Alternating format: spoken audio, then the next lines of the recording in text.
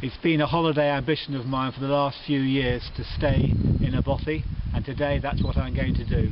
What is a bothy? It's an old shepherd's cottage with no power or water or any facilities, totally off-grid, and it's best thought of as a stone tent. We're on the Isle of Rum and we're going to head over to a bothy which is on the northwest coast. It involves a bike ride of about 3.5 miles and a walk of 2 miles. We're going to get cracking straight away.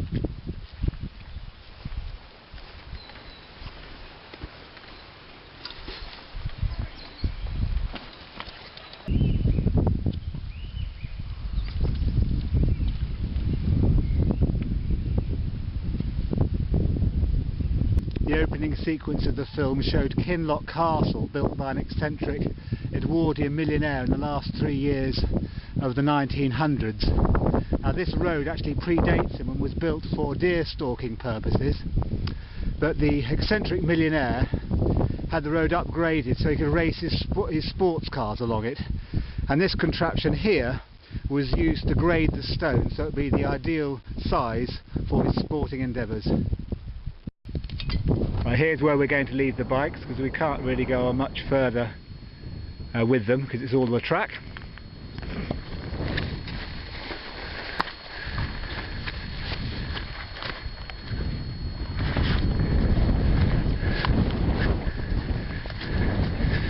And there we have the sign which shows,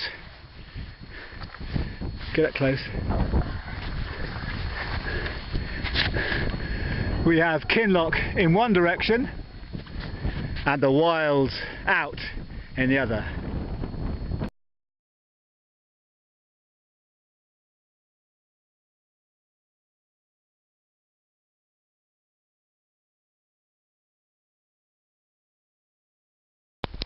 We slightly underestimated how much luggage we were going to need, so as a result we've had to bring with us a bicycle pannier for food, which isn't really the right way to do it, but it'll have to do for today. Well, this has undeniably been a dull, damp plod. All we've been hearing is the squelching of our boots and the occasional cuckoo. But it seems to have cleared up just a little bit now. The sun's trying very valiantly to shine through. Not quite enough to get a shadow, but we live in hope. Right, we've now got a bit of an obstacle, an unexpected river crossing. Not helped by the fact that it's been so wet all day, and this river is now quite fast flowing. But anyway, we found a bit that hopefully I'll be able to navigate across, and if I don't, it'll make some good entertaining viewing for you guys.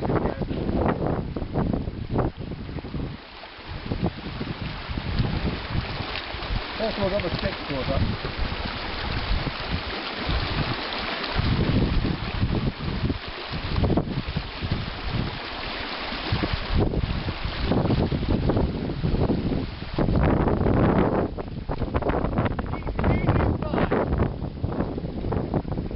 Right, Daddy K has successfully navigated that obstacle. Let's see how Bertie K gets on. There he goes. A little bit tentative to start.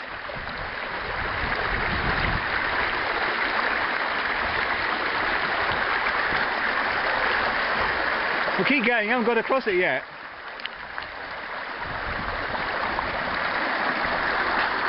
Look at that go. A master of all his father told him.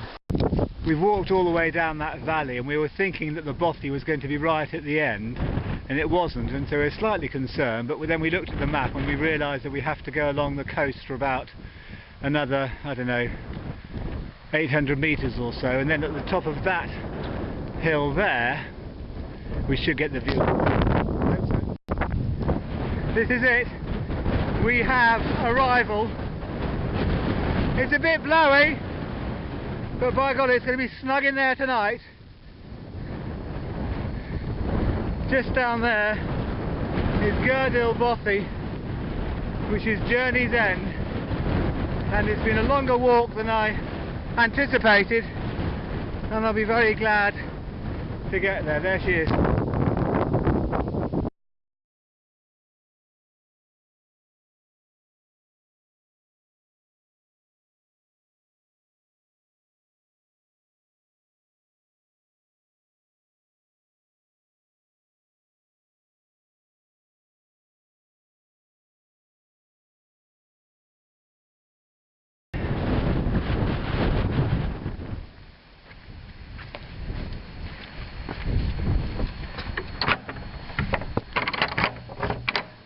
Hello?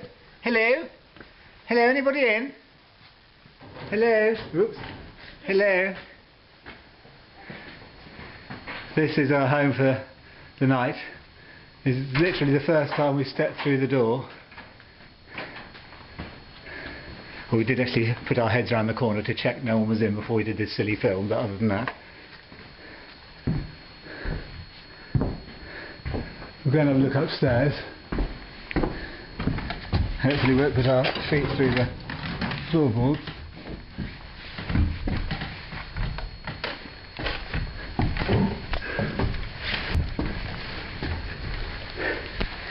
And this is the sleeping accommodation.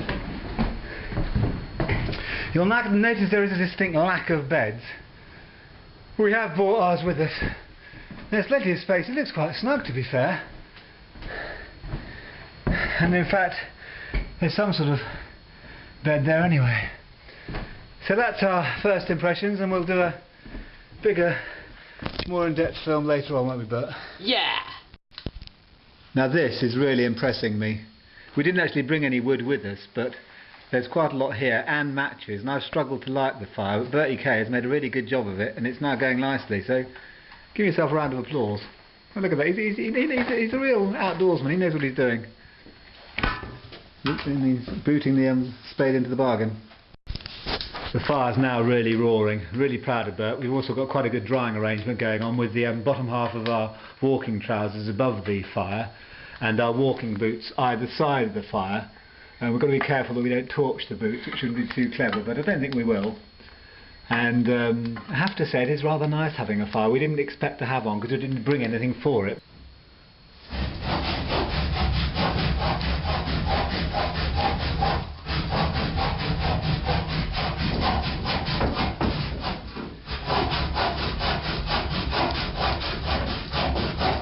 The fire master's saying that we've got quite a lot of kindling, and we've got some coal, but nothing much in between. So I'm now sawing up what is genuinely a spare plank. This isn't part of the furniture. That's one of the big problems we have in Bothy, is that people do torch the chairs. But this may just do the trick and give us a little bit more heat.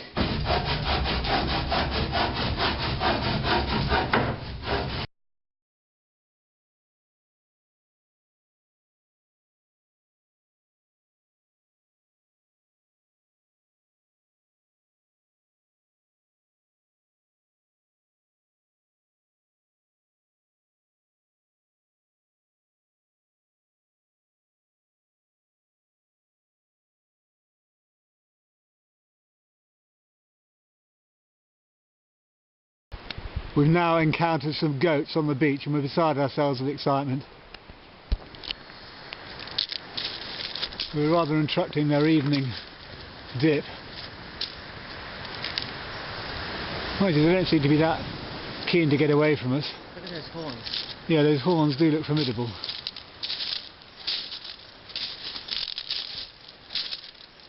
And they're looking at us as if to say, now what are you doing on our beach? Loads of them.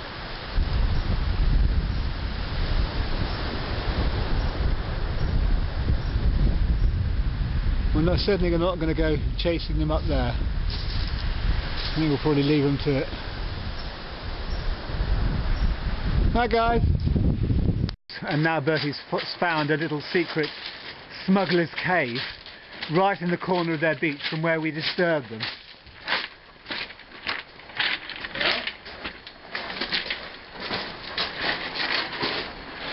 Hello?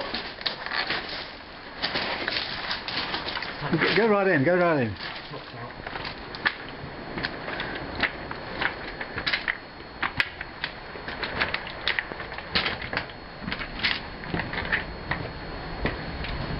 Oh my God! Wow, it goes quite deep.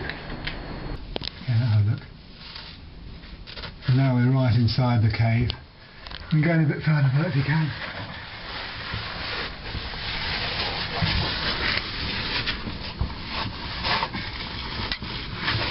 That's the end. Really impressive. Should we pull out? Yeah. I think it's nearly time for bed. Actually goes in about 20 or 30 yards. Wish we had a torch so we could show you. No. Might have a look at that tomorrow.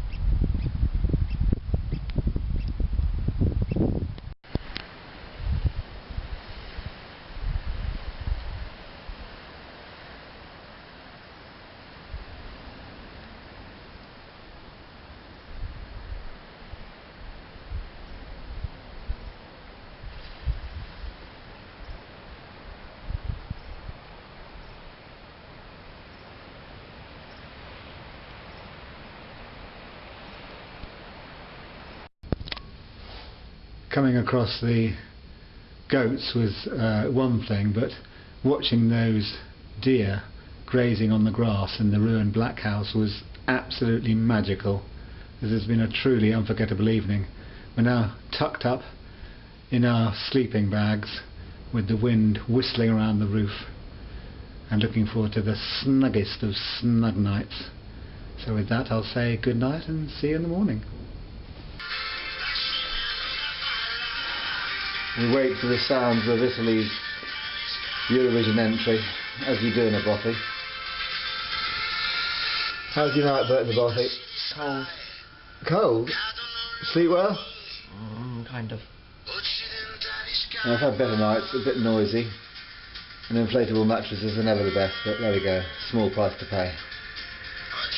At home, when someone's been at the biscuit tin, we say, oh, I think we must have had a mouse in the house. Well, actually last night we did, or a rat to be more precise, and one that's particularly partial to raisins and Maryland cookies. Thankfully our breakfast was boxed.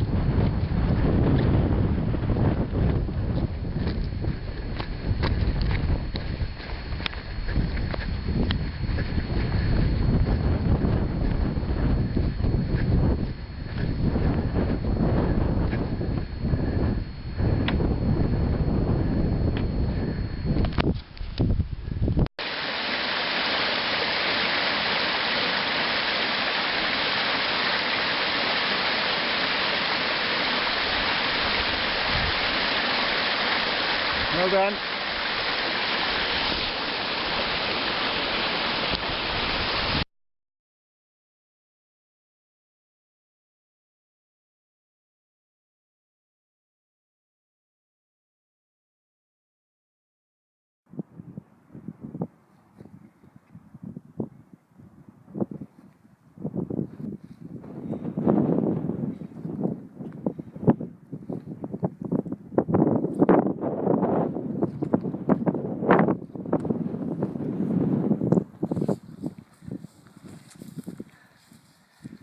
Yeah, that was a real slog.